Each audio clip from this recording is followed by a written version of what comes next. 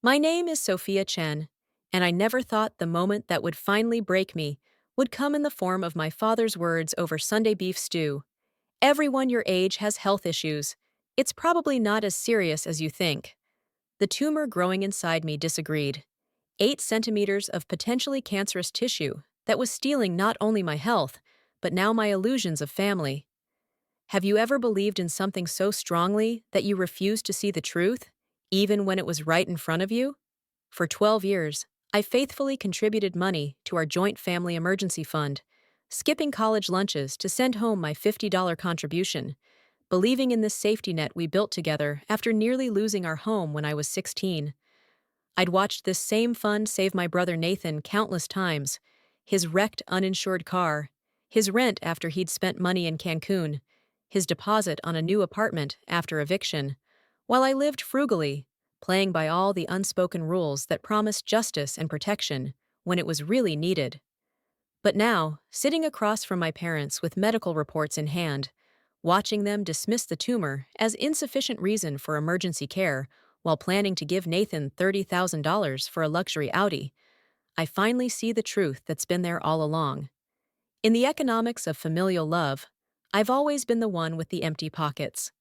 30,000 is a serious amount of money, Sophia, Mom says without even looking at my ultrasound results. We have to be careful with the fund. What if something happens to the house? I stare at her, fighting the nausea that has become my constant companion in recent weeks. Not from the tumor, from the realization. How could I have been so blind for so long? The pattern was established early on in our humble home in Pittsburgh. I remember bringing home a report card in elementary school with only A's, and on the same day, Nathan brought home a CA. My mother patted me on the shoulder and said, "Well done, Sophia," and then turned to Nathan with shining eyes. "You've worked so hard this semester. Let's celebrate your progress with a special dinner." That was the first time I felt a strange sensation in my stomach. Not exactly pain, but heaviness.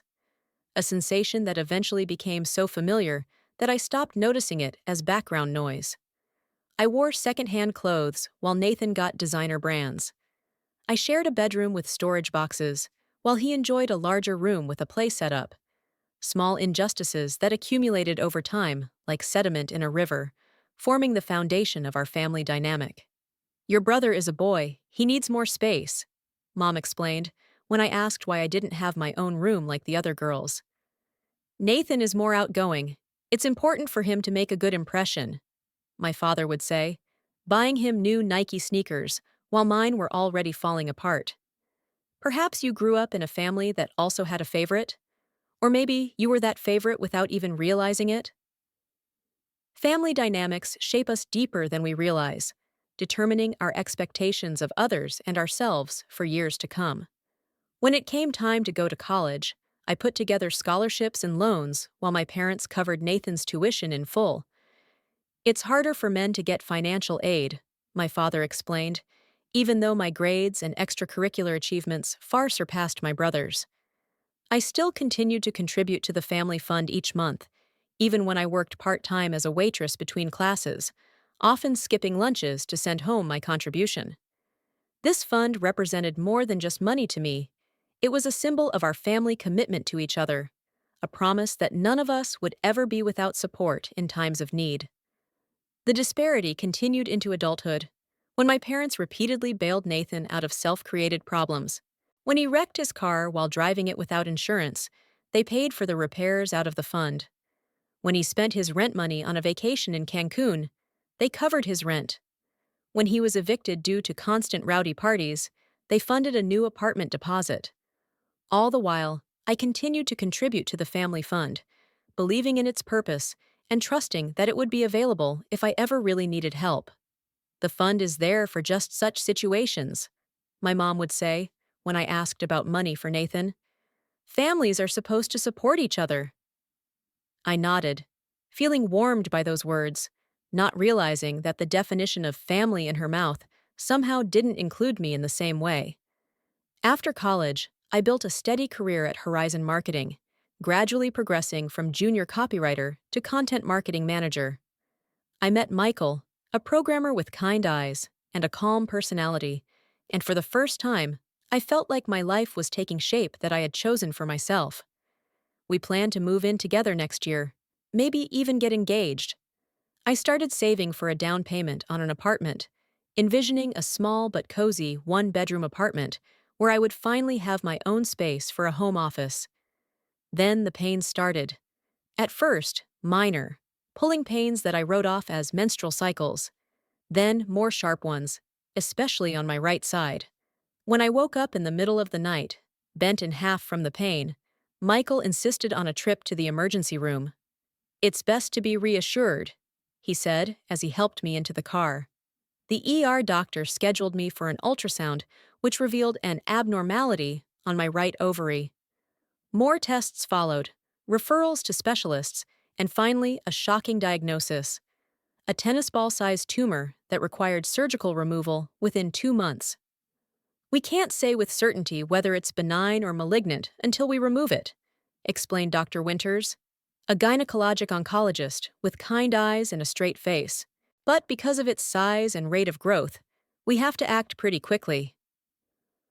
I sat in the office trying to make sense of the information, my mind bouncing between medical concerns and practical questions. My insurance covered 70% of the surgery, leaving me with about $15,000 in medical expenses. Money I would have had if not for the recent depletion of my savings to replace furniture and electronics after a pipe burst in my apartment. I thought about the family fund, which by this point I estimated I would have over $100,000 to maintain. The fund I'd contributed to for 12 years, never asking for anything in return. Wasn't that what it was for? For real emergencies?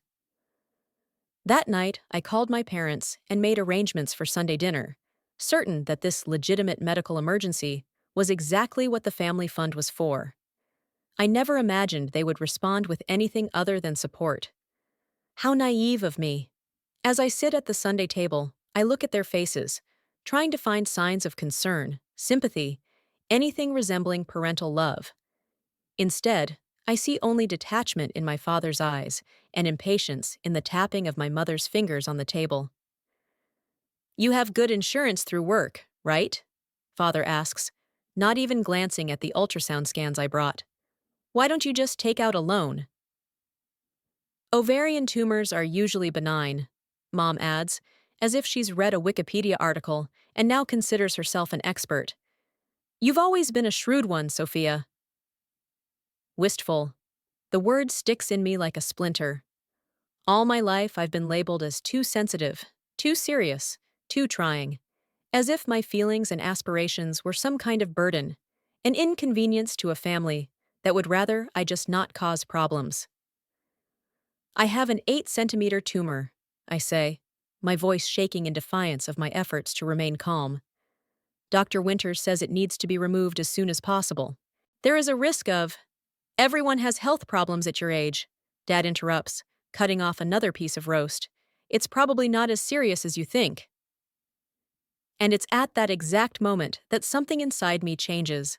Not a crack, not a dramatic tear, but a quiet, inexorable realization. All my life I've sought their approval, their love, their support. I believed that if I was good enough, obedient enough, successful enough, I would earn a place in their hearts equal to the one Nathan had always occupied. But looking across the table at these people who should have cared for me more than anyone else, I see the truth I refused to admit for so long. For them, I will always come second. My health, my needs, my life, all of these things are secondary to my brother's wants and whims. In the economy of family love, I have always been the one with the empty pockets.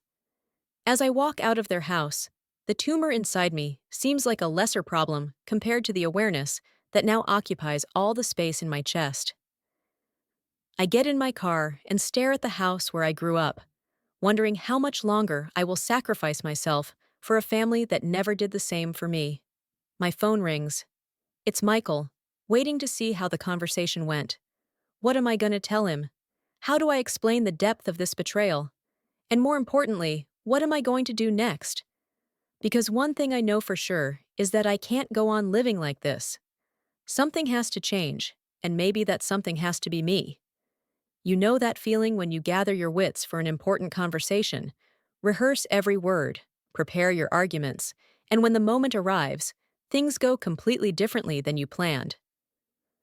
Sunday dinner at my parents' house began with the usual rituals: my mother's floral perfume, the muffled sound of the soccer game my father was watching without taking his eyes off the screen, the smell of beef stew and potatoes filling the kitchen. It was business as usual, as it had been 1,000 times before. I sat at the table, picking at the food I usually enjoyed with my fork. The painkillers I was taking dulled not only the pain, but my appetite as well, and anxiety constricted my throat, making every sip a challenge. I waited for the right moment, which never seemed to come. "You're barely eating," Mom remarked, finally interrupting the conversation about Nathan's new promotion. "You don't look good. Maybe you should spend more time outdoors." This was my chance. I put down my fork and took a deep breath. "Actually, I wanted to talk to you about something important," I began, pulling a folder of medical records out of my bag. "They found a tumor on my ovary. It's pretty big." Mom froze with her fork halfway to her mouth. Dad finally took his eyes off the TV. "The doctors say it needs to be removed soon. There's a risk it's malignant," I continued, trying to keep my voice steady, even though my heart was pounding so hard it felt like they should be able to hear it. "The problem is that my insurance only covers part of the cost. I need about 15,000. Instead of the sympathy and support I'd expected, my parents' demeanor changed dramatically. My father straightened, arms crossed over his chest, his face taking on the expression I'd known since childhood, an impenetrable mask that hid irritation. "The emergency fund is for real emergencies, Sophia," he stated, as if explaining the obvious to a child. "Fires, long-term unemployment, catastrophic events." Potential cancer didn't fit his definition of catastrophic. I felt the color rush to my face. "Why don't you set up a payment plan?"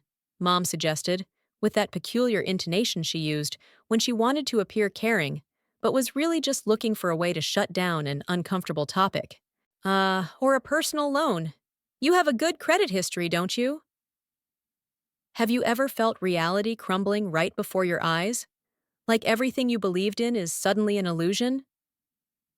Disbelief and pain came over me in a wave, and I heard my voice sounding strangely detached. "When Nathan crashed his car because he drove without insurance, you gave him money from the fund," I said, trying to keep my composure. "How was that a bigger emergency than potential cancer?" My parents exchanged glances, that special silent communication that always left me out of family decisions. "Those were different," my mom replied, adjusting the napkin in her lap. "Those were small amounts," Dad added, though we both knew it had taken nearly 8,000 to fix Nathan's car.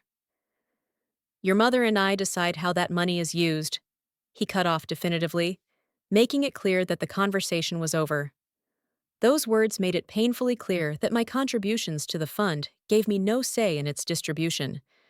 12 years of contributions, 12 years of faith in family solidarity, and all that time I had been a mere contributor to Nathan's support fund, with no right to help when I really needed it myself.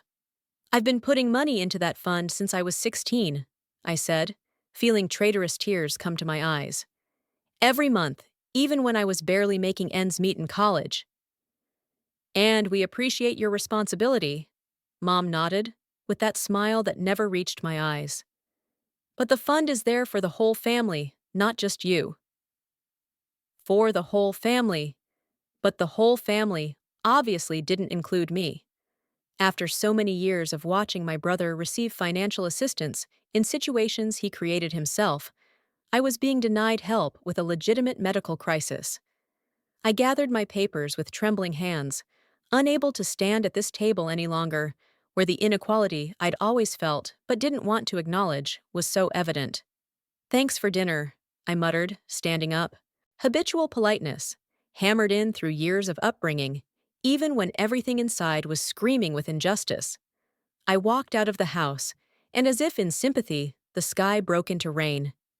Sitting in the car, I let myself do something I rarely allowed myself to do. Let the tears flow. The physical pain in my stomach was nothing compared to the pain in my chest as I drove to Michael's apartment in the pouring rain that washed away not only the road, but all my illusions of family support.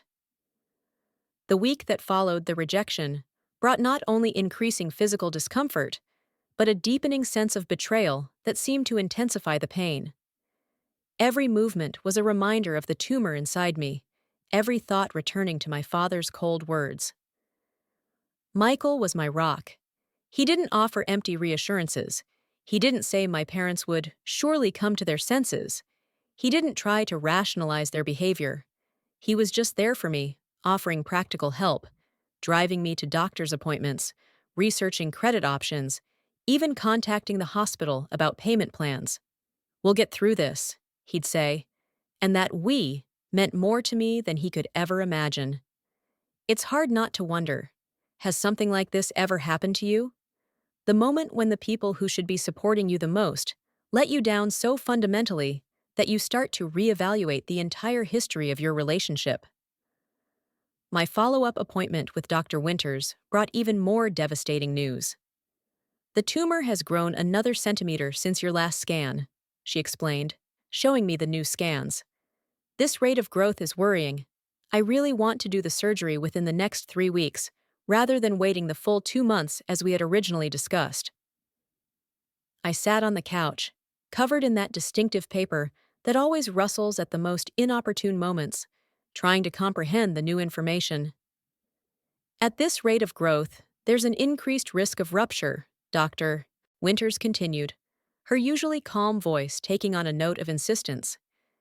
"And if the tumor is malignant, there is a potential risk of spreading cancer cells." Those words made my already desperate situation even more urgent. 3 weeks. Not 2 months to raise 15,000, but only 21 days. "I understand that the financial side of things can be problematic," Dr. Winters said, as if reading my mind. "But in cases like this, I always advise patients not to delay treatment because of monetary considerations. There are options." Options. That word sounded so reassuring. But what options did I really have? A high-interest loan that I would be paying back for years? Crowdfunding, where I'd have to go public about my illness and financial problems? Or maybe selling most of what little I had? As I left the doctor's office, I sat in my car, gripping the steering wheel tightly, as if that might give me some sense of control. 3 weeks.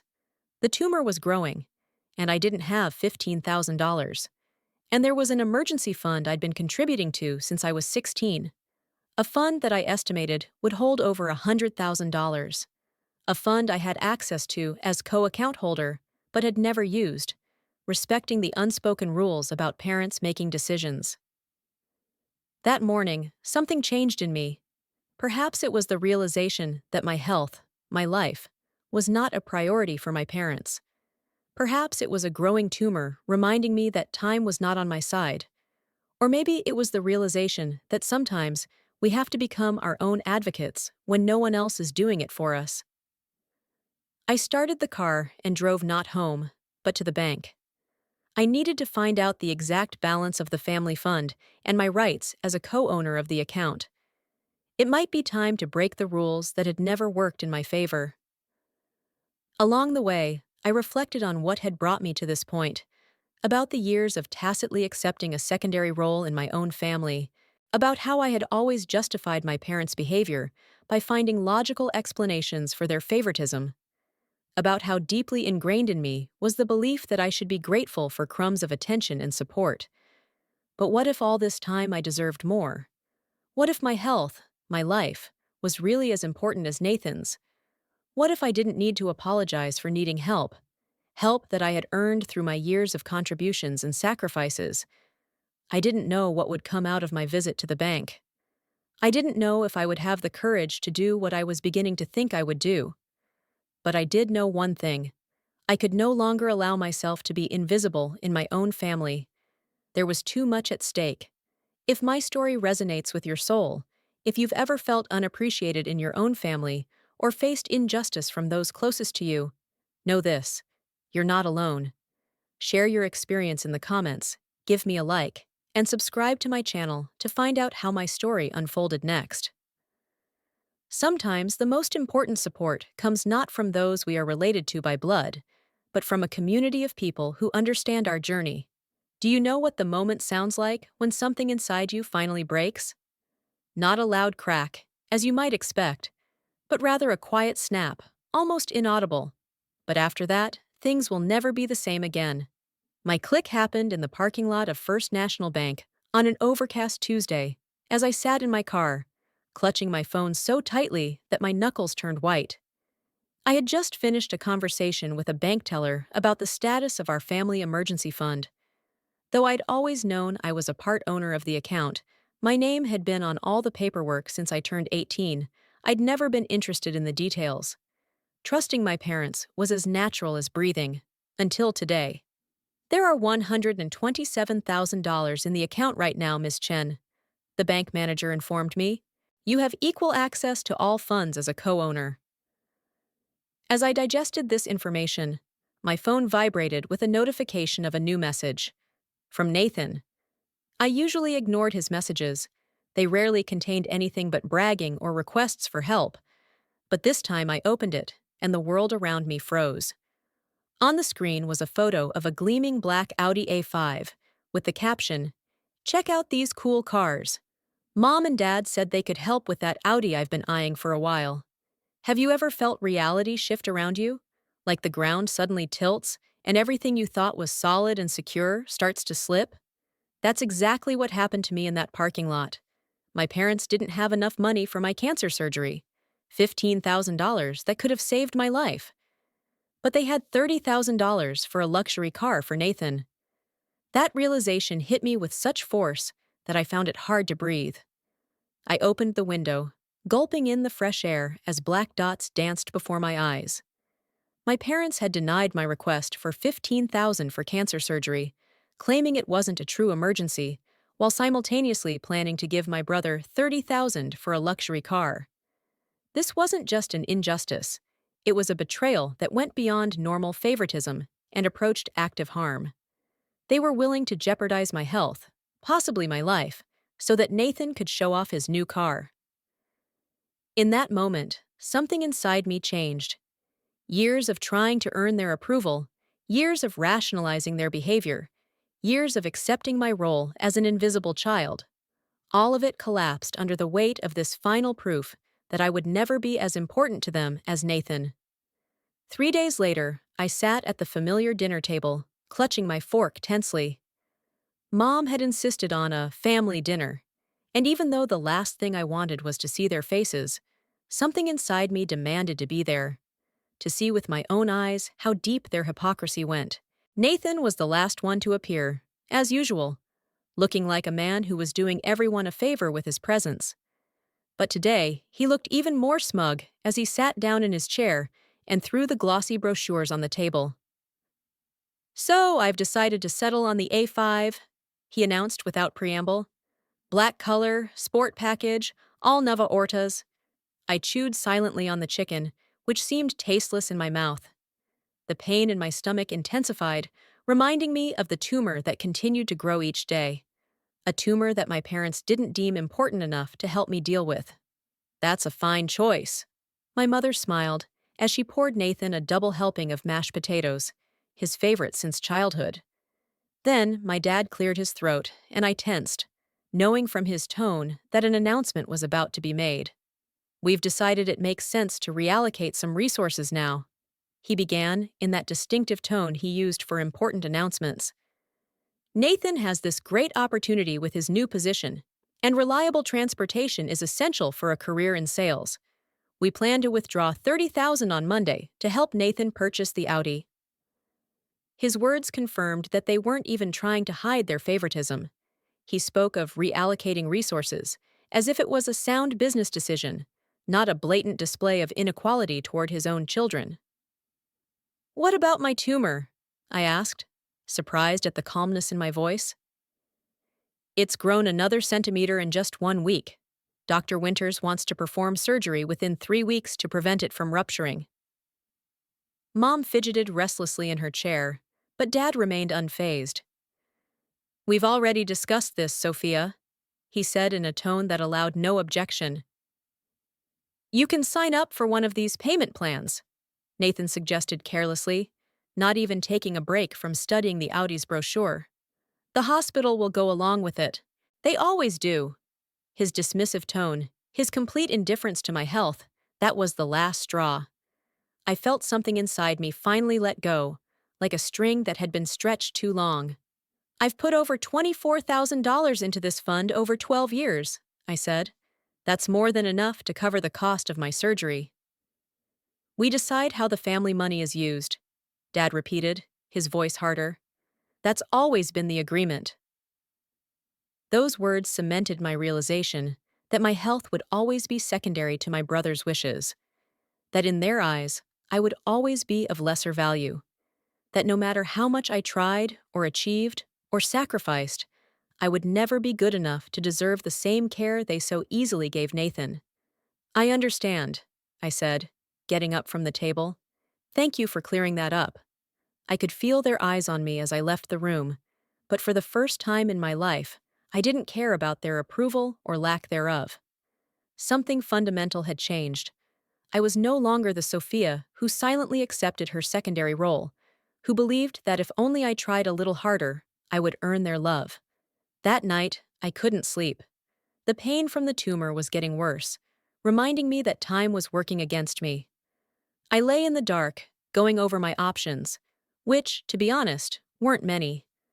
I could have access to $15,000 right now, money that I had earned through my hard work, my sacrifices, my faith in a family that had shown time and time again that they didn't consider me an equal. The next morning, I called the family lawyer. It was a risky move. Mr. Goldman was a close friend of my father's and had been handling our family legal matters since I could remember. But I needed to know my rights. Sophia, it's good to hear your voice. His tone was professionally warm as I explained the situation, a version from which I'd excluded most of the emotional details, focusing on the legal aspects. As a co-owner of a joint account, you have equal rights to withdrawals, he confirmed after my explanation. Legally, that money belongs to all account holders equally. Even if my parents don't agree with how I use that money? I asked, my voice shaking with tension. Legally, yes, he replied. But Sophia, I have to ask, are you sure you want to go this route? Family financial disputes can be complicated. Complicated. What a delicate word to describe the potential explosion that could occur. But what was the alternative? Wait for the tumor to grow even bigger? To hope that my parents would somehow change their minds after making their priorities so clear? Thanks for the advice, Mr. Goldman, I said, ending the conversation. I sat in my apartment that night, looking at the bank documents spread out on the kitchen table. $15,000. Less than I'd invested over the years. Exactly what I need for medical expenses. Money that could have saved my life. But it wasn't just about the money, was it? It was an act of self-assertion. A declaration that my health, my life mattered, even if my parents wouldn't admit it. A decision to put myself first, after all these years of being in last place. Are you really going to do this? Michael asked, sitting across from me, his face serious in the dim light of the desk lamp. Do I have a choice? I asked, even though I knew the answer. They'll be furious, he said, stating the obvious. They've already shown they don't care about my health, I replied. What do I have to lose? Michael reached across the table, squeezing my palm in his. I'm with you, whatever you decide. In his eyes, I saw something I'd never seen in my parents' eyes. Unconditional support. A belief that I deserved the same care as anyone else. And it gave me the final push I needed. The next morning, I walked into the bank with a determination I had never felt before. The decision to take $15,000 from the fund for my surgery, less than I'd put in over the years, and exactly what I needed for medical expenses, felt both frightening and liberating. Frightening because I knew what consequences awaited me. Liberating because, for the first time in my life, I was putting my needs, my health, above the approval of a family that had never truly valued me. When the bank teller handed me the envelope of money, I felt a strange calmness. It was as if I had finally taken back control of my health and my life. Like for the first time, I was truly an adult making my own decisions, rather than an obedient daughter still seeking approval she would never get. Walking out of the bank, I knew there was no turning back. No matter what happened next, I would never be the same Sophia again. The woman who let others define her worth, who obeyed rules designed to keep her in the background. Perhaps you too once stood at such a crossroads. The moment when you realize that the only way to preserve yourself is to break the rules that have always worked against you. When you realize that sometimes the greatest courage lies not in tolerating injustice, but in finally saying, enough is enough. I didn't know what the future would bring. I only knew that I would no longer sacrifice my health, my life, for an approval that would never come. And in that decision, as difficult as it was, I finally found the strength I didn't realize I had. The morning after the decision was made greeted me with a strange calmness. I woke up before my alarm clock, with the clarity that comes only after a long-delayed decision is finally made. The first thing I did was pull out the box of papers I kept under my bed, a neatly organized history of my financial life, including 12 years of bank statements documenting my contributions to the family fund. Have you ever collected evidence of your own worth? There is something painfully ironic about spreading out on a table paper evidence of one's loyalty to a family that has never valued that loyalty. I methodically went through each statement, noting each installment on the spreadsheet. $50 monthly in college, raised to $150 when I started working, and to $200 in recent years. The calculator confirmed what I already knew. The exact amount was $24,250. Nearly a quarter of the entire fund was my money. With these documents neatly folded in a folder, I walked into the First National Bank at 9 in the morning with the firm intention of withdrawing $15,000 for my medical expenses. I didn't choose the branch closest to my apartment, but one that was in the business district, hoping to avoid familiar faces. In a small town like ours, there's always the risk of running into someone's aunt or neighbor, and news spreads faster than the fall flu. I'd like to withdraw $15,000 from account number 843792, I said to the young woman behind the counter, holding out my ID along with my bank card. She looked at the screen, then at me, her professional smile faltering slightly. This is quite a large sum of cash, Ms. Chen. You'll need to fill out a withdrawal form and perhaps speak to a manager. Wouldn't you prefer a bank check? I thought about the next steps, Dr. Winter's schedule, and the need to bail out the clinic by the end of the week. A bank check would be fine, I agreed. The payee will be Riverview Memorial Clinic. Within 30 minutes, the transaction was complete. The manager asked the standard questions about the purpose of the large withdrawal, and I explained honestly, to pay for a medical procedure. He nodded without asking for details, and soon I left the bank with a check that literally could have saved my life. Standing on the steps of the bank, I felt a complex mix of emotions. Relief that I could now schedule the surgery, sadness that it had come to this, anxiety about the inevitable confrontation.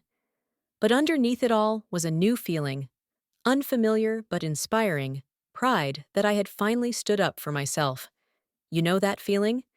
When you do something scary but necessary, and part of you wants to cringe with fear, and another part of you wants to square your shoulders at the sudden strength you didn't know you had. I called Dr. Winter's office right from my car and was scheduled for surgery in a week. Everything was happening at breakneck speed. Pre-op tests, consultation with the anesthesiologist, signing endless consent forms. I almost didn't have time to think about what would happen when my parents discovered the withdrawal. Almost. Michael was there for me every step of the way, picking me up from appointments, making dinner when I was too exhausted to stand. "You're doing the right thing," he repeated when he saw the doubt in my eyes. "Your health is more important than their approval." I knew he was right, but 28 years of conditioned reflexes don't disappear overnight. Part of me was still waiting for approval that would never come, still feeling guilty for putting my needs ahead of my family's expectations. The morning of surgery was surreal. I put on comfortable clothes as the nurse recommended, and Michael drove me to the hospital before dawn. The surgical ward was quiet and efficient. The nurses moved with honed precision, preparing me for the procedure. Dr. Winters peeked in. Her reassurance had a calming effect. "Ready, Sophia?" she asked, squeezing my hand. "We're going to take care of you." The last thing I remember before anesthesia was the thought that for the first time in a long time, someone actually cared about my well-being, and that I was finally starting to care for myself too. The surgery went smoothly. Dr. Winters successfully removed the tumor, which turned out to be benign after a biopsy. Waking up in the recovery room, I felt a mixed blessing of pain and relief. Pain from the surgical incisions, relief at the news that it wasn't cancer. "You made the right choice by not delaying," Dr. Winters said as she showed me pictures of the tumor. "It grew faster than we expected and started putting pressure on the surrounding tissue. Another month, and we could have had complications." Complications! Such a neutral word for a potentially life-threatening situation. A situation my parents didn't think was serious enough to merit their help. Michael brought me home the next day, turning my small apartment into the perfect place to recover. He arranged my medications in chronological order, made soups that could be easily reheated, even placed extra cushions on the couch so I could sit comfortably. "Do you need anything else?" he asked, adjusting my blankets. "Just peace and quiet," I smiled, feeling a gratitude I couldn't put into words. On the second day of recovery at home, a storm blew in. I was dozing on the couch when I heard it, a furious knock on the door that could be none other than my family. They had discovered the withdrawal. "Sophia, open this door now!" Dad's voice cut through the afternoon silence. Michael came out of the kitchen, his face tense. "Do you want me to answer it?" I sat up slowly, writhing against the pain in my stomach. "No, I can handle it. But please stay close." When I opened the door, their faces were exactly what I expected. My father purple with anger, my mother pale with shock, Nathan with an expression of outraged justice, as if I'd stolen something that belonged to him personally. "How could you?" Mom hissed, pushing her way into my apartment uninvited. "Your father almost had a heart attack when the bank called about a large withdrawal." I noticed they hadn't asked about my health, hadn't inquired about the surgery they'd refused to help pay for. Even now, I was an afterthought. "You will pay that money back," wasn't a question from my father, but a demand. "Immediately." Standing my ground despite my weakened state, I calmly explained, "I took exactly what I needed for medical expenses, and it was my money, Nathan. I have deposited over $24,000 into this account over 12 years. I refused to apologize for putting my health first when they didn't. I refused to pretend that I should feel guilty for using money that rightfully belonged to me to save my own life. "You know that money wasn't meant for personal use," yelled my father. "We decide how the money from the fund is distributed." "But you've already decided, haven't you?" My voice was quiet but firm. "You've decided that my potentially cancerous tumor doesn't deserve help, but Nathan's new car does. You decided his wishes were more important than my health." "That was different," Mom began, but I interrupted her. "How? How was it different? Please explain it to me, because I really don't understand how you could deny your own daughter medical care, but give your son money for a luxury car." Nathan stepped forward, his face contorted with anger. "You've always been like this. Always thought the rules didn't apply to you. Always trying to make me look bad." "I never tried to make you look bad, Nathan," I said, feeling oddly calm. "I didn't need to. You handled it yourself, over and over again. And I've always kept quiet, always been a good daughter, until today." "You're dead to me," Nathan spat out, his words, meant to wound, strangely freeing to me. "I understand that you feel that way," I replied, surprised at my calm. "This conversation isn't over," my father insisted, his usual authoritative tone that had always made me cringe, now seeming like just a loud noise devoid of power. "I know," I replied simply, "but he's done for the day." This boundary, which would have been unthinkable before my surgery, now felt necessary and right. I was still recovering, I still needed peace, and for the first time in my life, I was putting those needs ahead of wanting to please my family. Michael quietly walked over and stood beside me, his presence a silent support. "Sophia needs to rest now," he said with respectful firmness. "You can continue this conversation when she's better." I could see how my father wanted to object, how he wanted to insist, as he always did, but something in my posture, in my gaze, perhaps even in my aura, stopped him. For once, I wasn't an obedient daughter seeking approval. I was a woman standing my ground. After a long, tense moment, they left, leaving behind a heavy silence. I sank down on the couch, suddenly exhausted but strangely whole. This confrontation had marked a fundamental shift in me. Something had released inside, unleashing me from the pattern of obedience that had defined my relationship with my family for 28 years. Whatever happened next would be on new terms that included respect for my needs and well-being. "Are you okay?" Michael asked, sitting down next to me. "Not really," I answered honestly, "but I think I will be."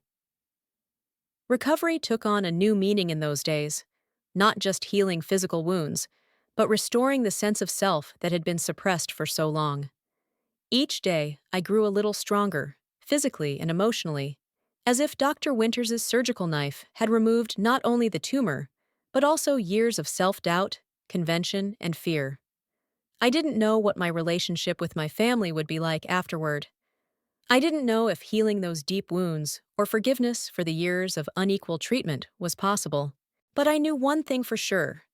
I would no longer sacrifice my health, my needs, my well-being for people who were unable or unwilling to do the same for me. Sometimes the bravest act of self-love is to put your well-being first, even when it means challenging the very people who should have been protecting it all along. And in that act of courage, I finally found my strength.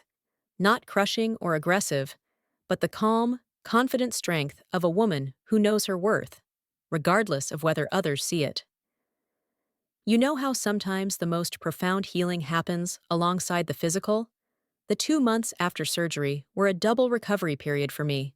My body was gradually healing under Dr. Winter's caring supervision, and my relationship with my family required more complex treatment with less predictable outcomes. Physical recovery followed a clear schedule: weekly, then monthly checkups, gradual return to normal activity, pain reduction, scar healing. It was familiar territory with measurable progress and understandable milestones. Emotional recovery was quite different: a tangled maze of old resentments, newfound boundaries, and tentative steps toward some new definition of family. Have you ever noticed how a crisis can simultaneously destroy and recreate a relationship? How moments of greatest vulnerability can be turning points toward more authentic connections? The first sign of the thaw came 3 weeks after surgery. A text message from my mom, short and tentative. "How are you feeling?" 4 simple words, but behind them were mountains of unspoken words. I stared at the screen for a long time, weighing my answer options. I could have answered short and detached. I could have ignored it. I could have spewed out years of accumulated resentment. Instead, I chose simple honesty. "Gradually recovering. The scars are healing, but it still hurts." Her answer came surprisingly quickly. "Do you need anything?" Not long ago, I would have automatically answered no, suppressing my needs, as I had always done. But a new version of me allowed myself to be vulnerable. "Honestly, it's hard to cook. The supermarket delivers groceries, but standing at the stove is still exhausting." A week later, a small package showed up at my door: containers of homemade chicken soup and oatmeal cookies, her signature recipe that she usually made just for Nathan. The note was simple: "Hope this helps. Mom." Those first tentative steps toward reconciliation were like a careful dance. We both didn't know what our new roles should be, but we were trying to find a rhythm that would allow us to move forward without stepping on old wounds. A month after surgery, an invitation came to meet at Ellen's Cafe, a neutral location with the best blueberry muffins in town. I agreed, simultaneously hopeful and fearful of what might happen. Mom looked smaller than I remembered her, sitting by the window with a cup of tea in her hands. Her shoulders were tense, and her gaze darted uncertainly between my face and the table. We exchanged awkward greetings, followed by a perfunctory conversation about the weather, my recovery, and her volunteer work at the library. Then, after a long pause, she made a surprising admission. I was thinking about what you said about us, about how we always put Nathan first. I never saw it that way, but looking back, there really is a definite pattern there. It wasn't a full admission of guilt, but it showed more self-awareness than she had ever shown before. In her eyes, I saw the beginnings of understanding, as if for the first time she was really seeing the structure she had helped create. Why? I asked, a question I had kept inside for years. Why was there always more for him than for me? She stared into her cup for a long moment, as if the answer was floating somewhere in the cooled tea. It's hard to explain. Nathan always demanded more attention, was more boisterous, more insistent. You, on the other hand, were so self-sufficient, so capable of doing things on your own. We used to think you didn't need our help as much. But that doesn't mean I didn't want it, I replied quietly, or that I didn't deserve her equally. She nodded, her eyes filling with tears. I know now. It wasn't a breakthrough, but it was a step, a small crack in the wall of misunderstanding that had separated us for years. Dad proved more resilient, as I expected. As the weeks went by, the only indication that he acknowledged my existence at all were the occasional questions he relayed through my mother. Robert asks if you need help paying the bills? Or, your father wanted to know if you could come for Thanksgiving. I answered through her, feeling a strange symmetry with my childhood, when she was often the buffer between his strict rules and my quiet needs. But unlike in the past, now I was setting my own terms. I'll come over if we can discuss what happened as adults, or tell him I'm doing fine on my own but appreciate the offer. The most significant moment in the family's slow reconciliation came unexpectedly 6 months after the surgery, when my father experienced chest pains at work and was taken to the hospital. My mom called me, her usually controlled voice trembling. Sophia, your father is in the hospital. They think it might be a heart attack. I didn't hesitate.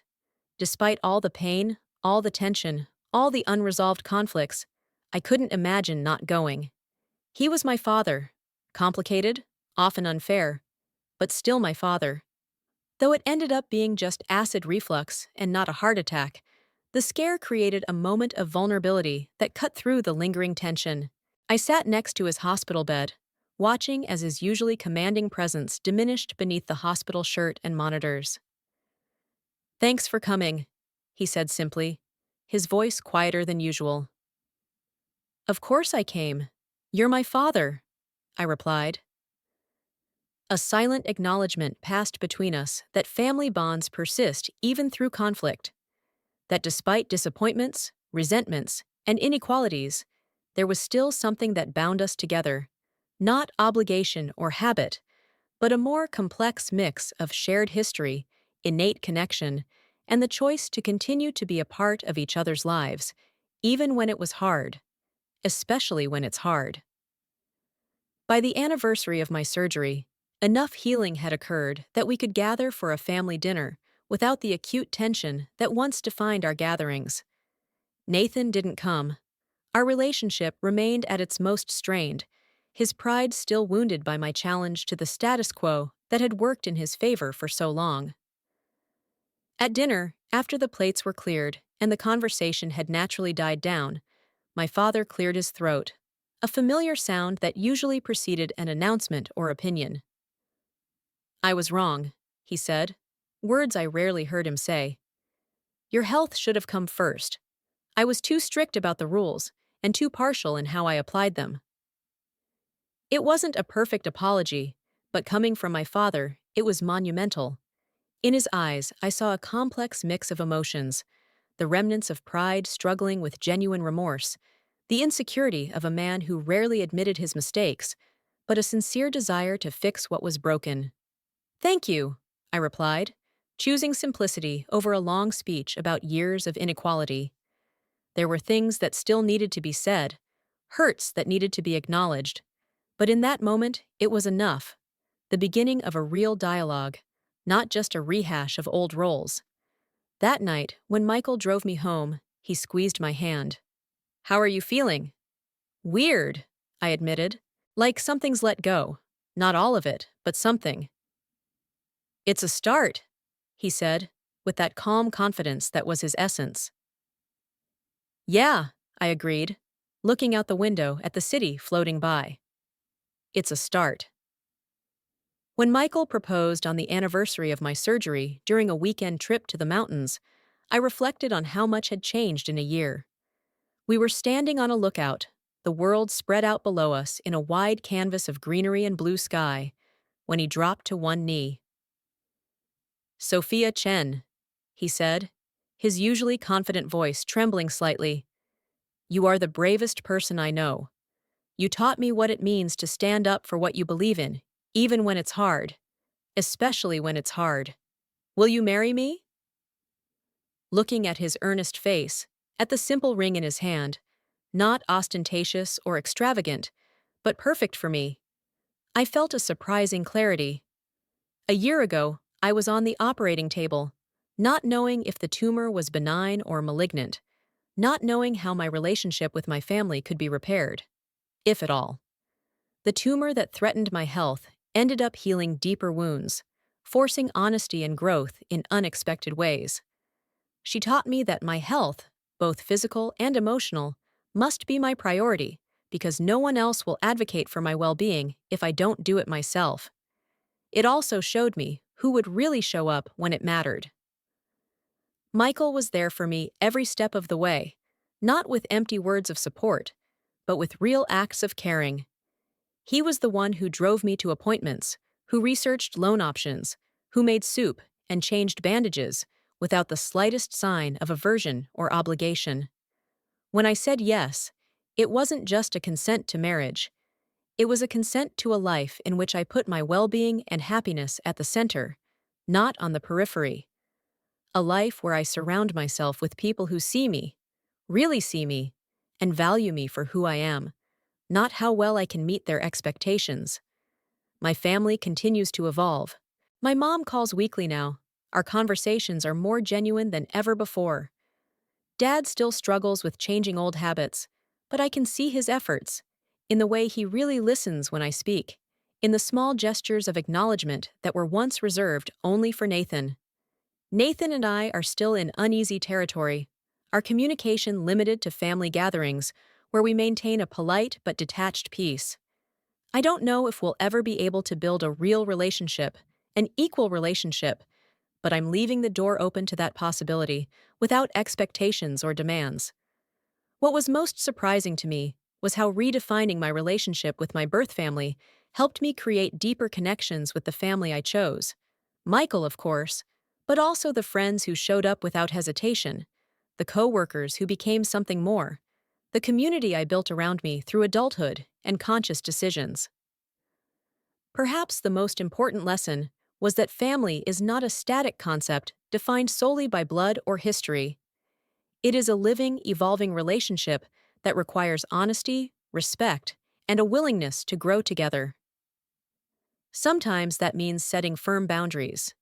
Sometimes it means being vulnerable when you want to shut down. Always it means choosing what kind of relationship you want to have, not just accepting the one you've been given. Looking at the ring on my finger, at my future husband, at the mountains spread out in front of us, I felt strangely calm. The scar from the surgery was still visible, a thin line on my stomach, a reminder of what I'd been through and how far I'd come. Not just physically, but in how I had learned to assert myself, to set boundaries, to demand a seat at the table. I didn't know what the future would bring, but I knew I would meet it on my own terms, with the understanding that my health, my happiness, and my worth were no longer negotiable. If you've ever struggled with finding your place in a family that doesn't seem to see your true value, or if you're in the process of redefining old, unhealthy dynamics, know that you are not alone. It's a long, hard road. But on the other side is the possibility of a more authentic, more honest relationship based on mutual respect rather than outdated roles and expectations. Share your experience in the comments, give it a like, and subscribe to continue this important conversation. Your story may be just what someone else who is struggling with their own path to self affirmation and healing needs to hear.